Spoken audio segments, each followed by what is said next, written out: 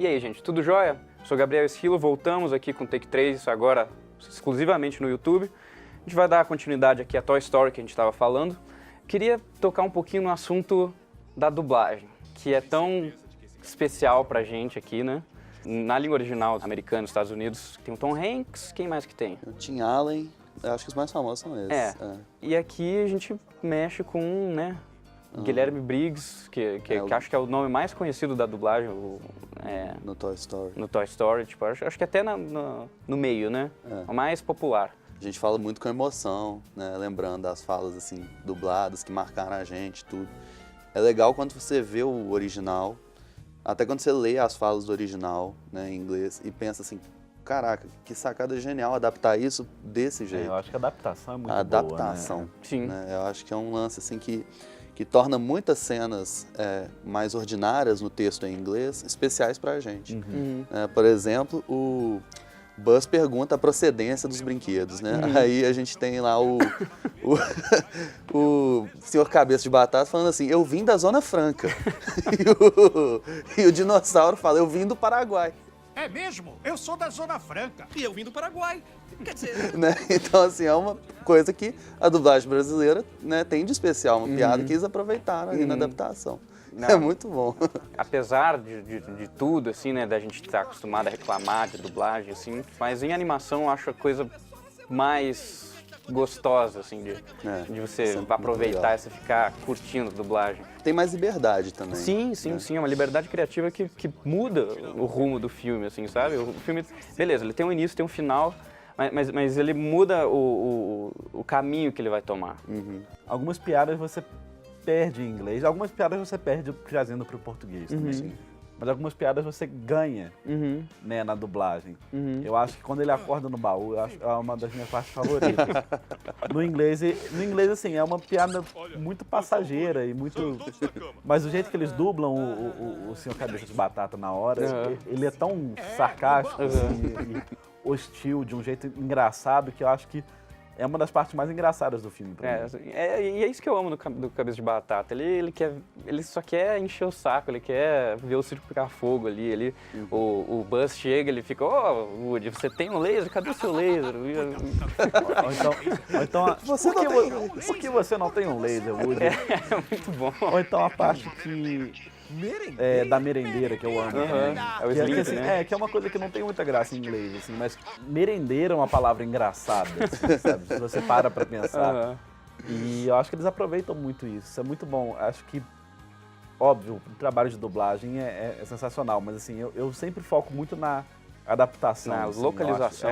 Esse filme eu acho lindo, assim, em tantos aspectos, cara. Olha como ele é didático. Tem muita coisa da mise-en-scène, né? Se você for falar em português, você tem o francês, que eu também não falo francês, mas seria o próximo, a mise-en-scène, que é o que é o posto em tela. Então, por exemplo, se você quer expressar alguma coisa, olha, esse personagem, ele tá nessa fase da vida, ele tem esse tipo de pensamento, você começa a ilustrar isso com o que tem no cenário, muitas vezes com o quarto, é um exemplo muito bem usado, assim, tipo, o quarto de tal pessoa vai expressar quem essa pessoa é.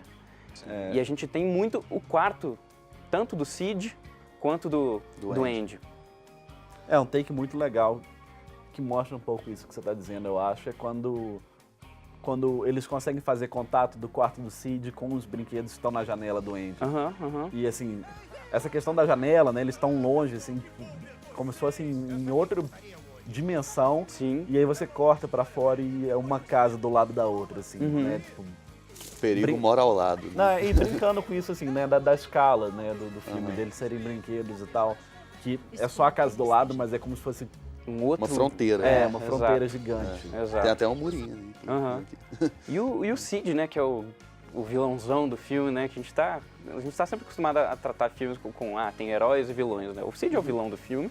É um tipo de vilão muito interessante. Mas ele é muito interessante porque, reassistindo mais velho, você quando é criança, nossa, ele tortura as crianças, mas assistindo mais velho eu fico com a impressão, ele é muito mais criativo do que o Andy. É uma criança inventiva, né? Eu acho isso muito... Foi inspirado em um dos cabeças ali da Pixar. Eu vi isso no comentário. Foi inspirado no Andrew Stanton, que ele era o doidão, assim, que chegava sempre com umas ideias muito malucas lá e Os caras tinham que dar uma ajeitada melhor na ideia dele, igual como o Cid faz nos bonecos. É muito interessante isso mesmo. O Cid é um tipo de vilão que ele faz as coisas que são consideradas ruins pelos brinquedos, mas ele tem um mundo à parte dele, né, como criança, né, ali, né, brincando do jeito dele e tudo. Então é um vilão que age sem saber do efeito que ele está causando. Né? Sim, é um tipo de vilão que é pouquíssimo explorado em animações. Sim, Mas né? eu acho que isso reforça um pouco do que eu falei mais cedo, da temática assim, central, uma das temáticas centrais do filme ser justamente que não tem vilões, assim, não tem... Ninguém é só mal ou só bom, Só né? mal ou Assim, só bom, sim. Todos, assim, todos os maniqueísmo. personagens têm momentos mesquinhos e tem momentos, assim, interessantes. Com o Cid, às vezes, é um pouco mais difícil de perceber, porque realmente ele é o vilão. Mas você vê que ele tem qualidades, assim, que ele não sabe aproveitar, por exemplo. Sim. Então, eu acho que isso reforça muito essa questão do filme. Que não é sobre, enfrentar o mal, não é sobre... É sobre se enfrentar, de certa forma. Legal. Voltando para os quartos, assim, o que vocês acham sobre os quartos do Andy e o quarto do Cid? Esses dois personagens que a gente está marcando agora. Eu acho assim, que são sacadas, né, de composição de cena que, como você falou, já dão uma pista, já dão uma dica sobre qual é o ambiente que você encontra ali, qual é o tipo de personagem que vive ali. E isso tudo é revelado assim, aos poucos, né, pela história, mas a gente já tem essa previsão quando você vê ali o papel de parede de nuvens, né, do quarto do Andy, é um lugar que traz uma paz, né, que traz um conforto, e o quarto todo escuro do Cid, a lâmpada, ele acende assim, a coisa fica toda balançando, assim. E Meio que ajuda, interrogatória, né? Ajuda a exato. estruturar o filme também, nessa questão que a gente estava falando da montagem, né? De ter dois ambientes muito bem definidos, assim. Sim. Definidos de uma maneira tão objetiva, assim, né? Que é um quarto de uma criança, que diz tanto, né? Mas eu acho muito interessante como é que isso marca, assim, muito os pedaços do filme, assim. Eu acho super legal reparar que no começo, assim, o conflito do quarto do Andy é um conflito super característico de filme de Velho Oeste, de western, que é sobre o forasteiro chegando, que é sobre o velho encarando o novo. Eu acho que é tão legal eles usarem essa simbologia, né, do cowboy para trazer essa temática do western para dentro do filme. E por outro lado, quando você é transportado, você faz literalmente uma viagem para o espaço, né? Você vai para o espaço oposto. Sim, pro Pizza Planet. Você é transportado para o quarto do Cid, você tem um cenário que é muito sci-fi. É um outro planeta ali. Os brinquedos é outro um planeta. E pegaram o foguete e foram para outro e essa planeta. questão das aberrações, assim, né? O que é humano, né? No caso, o que é o limite do brinquedo, assim, né? E aprender a trabalhar com essas diferenças, assim, que é um pouco de um tema muito central em muita coisa de ficção científica, né? Não, muito legal isso. Esse lado do filme, que, de novo, não é posto em palavras, mas você acaba sentindo, né? É muito precioso, assim. E você tem isso porque ele é um filme cheio de camadas de significado, assim. Sim. Eu acho que, pra mim, isso torna ele um dos maiores filmes da Disney Pixar, porque ele consegue ser tão complexo e tão acessível ao mesmo tempo, sabe? Ele transmite as coisas com um simbolismo muito objetivo, mas que tem tanto subtexto, tanta relação com outra mídia, que eu acho que, assim, é genial como eles conseguem. Ainda mais nessa época, assim. Sim, ainda mais nessa época. Que não é como é hoje, assim, que a gente é muito marcado por essa cultura da referência, do remake, do pastiche. Isso foi há mais de 20 anos atrás. Sim, então... e é legal ver que eles já estavam quebrando uma super barreira. Assim, eles não se acomodaram, beleza, a gente está quebrando a barreira, vai ser isso mesmo. Eles tiveram essa preocupação de fazer um filme com camadas, assim. A camada mais superficial seria da mensagem do filme, seria, acho que, as pessoas são diferentes, mas elas podem coexistir. Quais outras mensagens você acha que esse filme traz? Fala muito desses dois temas que eu falei, sobre mudança mudança de tempo, assim, né? E isso não se restringe ao Woody também. Sim, inclusive a família do Andy se mudando de casa, ele se preparando para isso, tendo esse nervosismo da mudança.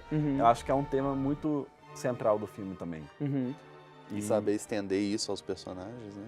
Isso é muito massa. E reconhecer os seus próprios defeitos também, que eu acho que é o principal da jornada do Woody, que é conseguir se livrar, assim, da sua insegurança, de certa forma, para conseguir ser uma pessoa melhor, mas que também tem... Os outros personagens também pegam um pouco disso, assim. O Buzz, depois que ele tem o breakdown dele, e voltar a entender o lugar dele nas coisas, assim, eu acho que faz parte da temática do filme também. Só voltando, né, ao que a gente falou mais cedo, é mais uma jogada muito engraçada, tipo, justamente nesse breakdown do Buzz, assim, que eles fazem uma piada histórica, né? A primeira parte engraçada dessa piada é o fato de ter um brinquedo que estava participando ali de um jogo de casinha ali, um brinquedo bêbado, né? O Buzz ali bêbado de chá e invisível. Aí o Woody vai lá e fala, eu acho que você já tomou muito chá hoje, não sei o quê. Aí o Buzz, não, tá muito bom ficar aqui com a Maria Antonieta e a irmãzinha dela. Aí corta assim, o que a gente tem? 2 bonecas sem cabeça. Essa piada eu só percebi há pouco tempo atrás, né? Uma coisa assim que mostra como que esse texto é muito plástico, né? E ele consegue atingir criança, né? E consegue atingir adulto também. Uma piada que funciona muito bem, inclusive, né? Porque tá ali escondidinha. Né? Eu gosto muito dessa parte. E de novo, assim, né? Como que tudo reforçando o mesmo tema no filme, assim, de maneiras sutis. Tanto o Woody como o Buzz, eles têm um breakdown. O breakdown do Woody é completamente colérico e movido por inveja e raiva do Buzz. E o breakdown do Buzz é completamente dramático e melancólico. Mesmo, né? Então, assim, meio que dá essa perspectiva de como que as pessoas que são boas lidam com a adversidade de maneira difícil e um pouco destrutiva às vezes. Verdade. E como também pessoas diferentes que, por exemplo, o filme mostra o Buzz sendo melhor que o Woody. Mas os dois têm um breakdown, porque os dois têm um choque de realidade ali. Então, será que ele é realmente melhor? Assim, porque os dois, eles têm qualidades diferentes, mas eles não necessariamente são melhores. Os dois, eles têm quedas. Então, acho que isso é outro... E aprendem com isso. Né? Exato. Isso se resume na cena que eu considero a mais bonita do Toy Story e de qualquer filme da Pixar, que é quando eles estão voltando em direção ao caminhão de mudança, que eles estão tentando chegar ali. E aí o Woody acende o foguete do Buzz. Aí nessa cena a gente tem ali o Buzz usando esse foguete como uma propulsão para abrir as asas, e aí a gente tem eles planando em direção ao carro onde está o Andy. É a cena mais bonita porque resume todo esse aprendizado que os dois tiveram. Ela é totalmente reforçada pela trilha do Randy Newman também, né? Ganha um tom ali muito de aventura, de western, né? E eu acho que é muito reforçado muito também bonito, por eles construírem essa amizade muito aos poucos, assim. Você nunca perde essa tensão deles começarem a se aceitar, mas ainda não se gostarem, assim. Quando eles têm um momento no quarto do Sid que o Woody está preso naquele gradeado, assim. Na caixa. E aí eles têm um momento, você vê que eles têm um momento, assim, que é o que vai ativar a amizade deles, mas ainda não é completo, assim. Eles ainda estão se segurando, de certa forma, com alguma insegurança com relação ao outro. E aí isso vai construindo aos poucos. A questão do Woody decidir ter um plano para salvar o Buzz. E aí o momento ápice, assim, o ápice muito, muito marcado deles se tornarem amigos é essa parte que você falou. Então, assim, é legal essa construção, assim. Sim. Ô, gente, muito obrigado vocês dois por terem participado aqui com a gente. Acho que foi muito legal, de verdade. Legal. E se você gostou, por favor, agora mostrar aqui o lado youtuber, né? Deixa o seu joinha, se inscreve no canal da PUC TV que a gente vai postar mais vídeos. Além do Take 3, tem mais um monte de programas que são legais. E assiste os outros programas que a gente gravou mais pra trás, que a gente sempre tem uma coisinha a mais pra você, que às vezes não viu o filme, às vezes não percebeu. Então acho que é isso, gente. Deixa nos comentários aí o que você quiser acrescentar, se você discorda da gente, se concorda. Mas eu acho que por mais é isso mesmo por agora. Então, um abraço e tchau, tchau.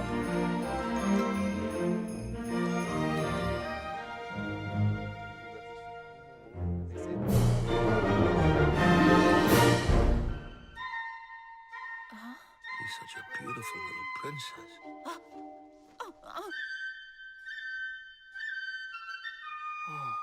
That kid's weird. She grows fast, like bamboo.